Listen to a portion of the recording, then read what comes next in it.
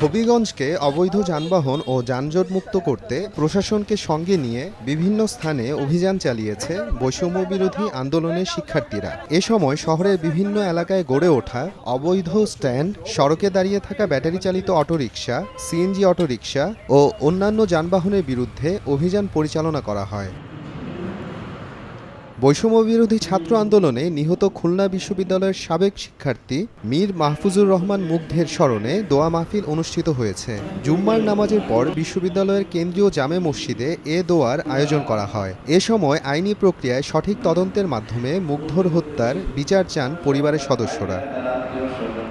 আগামী 5 দিনের মধ্যে বেগম রোকেয়া বিশ্ববিদ্যালয়ের সৎ ও যোগ্য একজনকে ভাইস চ্যান্সেলর নিয়োগের দাবিতে সংবাদ সম্মেলন করেছেন শিক্ষার্থীরা। বিশ্ববিদ্যালয়ের 1 নম্বর গেটের সামনে বিশ্ববিদ্যালয় ও নিজেদের নিরাপত্তার সুবিধার্থে দ্রুত ভিসি নিয়োগের আহ্বান জানান তারা। এছাড়া পড়াশোনার জন্য উপযুক্ত পরিবেশ সৃষ্টি করে অবিলম্বে সব কার্যক্রম শুরুর দাবি শিক্ষার্থীদের। বৈষম্য বিরোধী ছাত্র আন্দোলনে খুনিদের দৃষ্টান্তমূলক শাস্তি দাবি করে সংবাদ সম্মেলন করেছে নিহতের 10 পরিবার। এ সময় শেখ হাসিনা সহ সব খুনিদের দ্রুত আইনের আওতায় আনার দাবি জানিয়েছেন তারা। সিরাজগঞ্জ শহরের একটি রেস্টুরেন্টে এই সংবাদ সম্মেলনের আয়োজন করা হয়।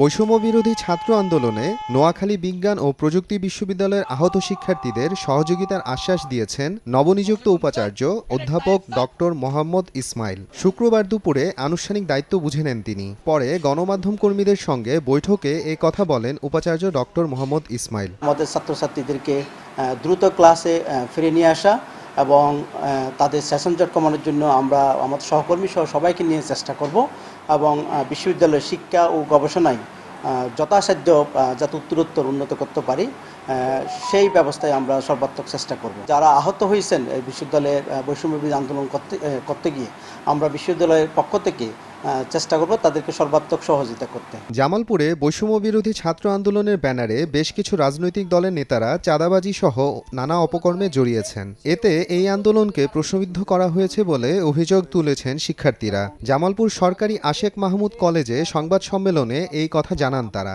এ সময় এসব অপকর্মে জড়িতদের বিরুদ্ধে কঠোর ব্যবস্থা নেওয়ার দাবি করেন শিক্ষার্থীরা। স্বৈরাচার সরকারের পতন ঘটাতে ছাত্র জনতার অভ্যুত্থানে নানা শ্রেণী পেশার মানুষের মধ্যে ঐক্য তৈরি হয়েছে। অভ্যুত্থানের পূর্ণ সফলতা পেতে সেই ঐক্য ধরে রাখতে হবে। ময়মনসিংহে আয়োজিত জুলাই গণ অভ্যুত্থান পর্যালোচনায় বক্তারা এই কথা বলেন। জুলাই প্রবাহ এর ব্যানারে প্রেসক্লাব মিলনায়তনে এই পর্যালোচনা সভার আয়োজন করা হয়। মাদারীপুরে বৈষম্য বিরোধী ছাত্র আন্দোলনে নিহতদের পরিবারকে 2 লাখ টাকা করে আর্থিক সহায়তা দিয়েছে বাংলাদেশ জামায়াতে ইসলামী। সদর উপজেলার ঘটমাঝি এলাকায় সংগঠনের পক্ষ থেকে কেন্দ্রীয় কমিটির সহকারী secretary general AHM Hamidur Rahman Azad নিহতের স্বজনদের হাতে এই অর্থ তুলে দেন। অন্তর্বর্তী সরকারের ভালো কাজকে ব্যর্থ করার অপচেষ্টাকে প্রতিহত করার ঘোষণা দিয়েছে বাংলাদেশ জামাতে ইসলামী। এ সময় তৃণমূল পর্যায়ে নেতাকর্মীদের সতর্ক থাকার আহ্বান জানিয়েছেন দলটির সহকারী সেক্রেটারি জেনারেল মোয়াজ্জম হোসাইন হেলাল। বরিশালে ফারিয়া কমিউনিটি সেন্টারে মহানগর জামাতে ইসলামী আয়োজিত এক সমাবেশে একথা বলেন তিনি। আগামী জাতীয় সংসদ নির্বাচনে 300 আসনেই প্রার্থী দেবে গণ অধিকার পরিষদ। একথা জানিয়েছেন দলটির কেন্দ্রীয় দপ্তর সম্পাদক শাকিলুজ্জামান শাকিল। জুমার নামাজের পর টাঙ্গাইলের ভুয়াপুর উপজেলা শাখার উদ্যোগে প্রাক প্রতীকে সদ্য নিবন্ধন পাওয়ায় আনন্দ র্যালি ও পথসভায় তিনি একথা জানান। ঈদে মিলাদুন্নবী উদযাপন উপলক্ষে রাঙামাটির কাপ্তায়ে র্যালি হয়েছে। জুমার নামাজ শেষে নতুন বাজার রাজধানী ক্লাব প্রাঙ্গণ থেকে র্যালি শুরু হয়। এতে দোয়া ও মোনাজাত করেন মাওলানা কাজী জাহিদুল ইসলাম আল কাদেরী। মোহাম্মদ আফরানুল ইসলাম, সময় সংবাদ।